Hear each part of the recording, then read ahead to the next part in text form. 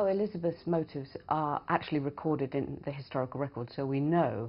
She was in dispute with her mother-in-law. Her husband had just been killed in the Battle of St Albans, and her mother-in-law wouldn't pay her the land which was due to her. Now she was a widow. In the absence of that, she was absolutely without any financial independence at all, so she was living at home with her parents.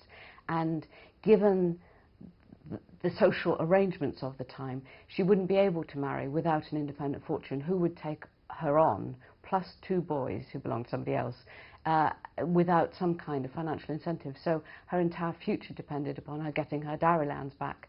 And they'd been in dispute and they'd been to the courts, and she wasn't able to do it. The source of all power in England at that time is the king, and so she waited, legend has it, under an oak tree by the side of the road, waiting for him to ride by as he was recruiting soldiers for the next battle he had to fight. And the legend is that she stepped out and he stopped and he fell in love with her.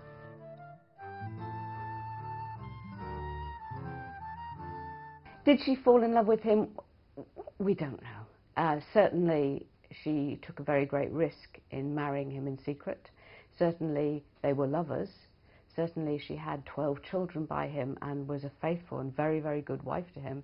I think they may have fallen genuinely in love. It may be a genuine love story.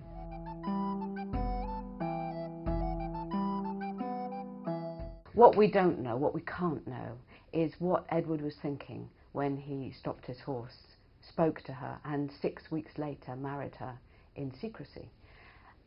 Perhaps he really thought that he might go through a form of marriage with her, tell her that they were married, basically become her lover, and then use her in court as his mistress, and then do a proper formal marriage to a princess of France. And maybe she was cleverer than him and held him to it. Or maybe, as is perhaps the most likely, that he really just did fall head over heels in love with her and made an incredibly disadvantageous marriage, which cut him off from the possibility of a lasting alliance with France, which was really important, and cut him off permanently from the influence and the power of his mentor, the kingmaker, the Earl of Warwick.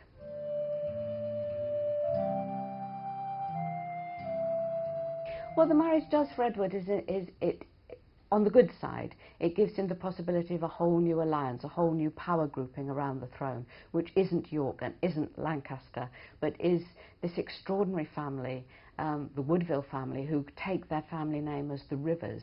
Nobody knows why. I think perhaps in tribute to the goddess, their ancestress, the goddess of rivers.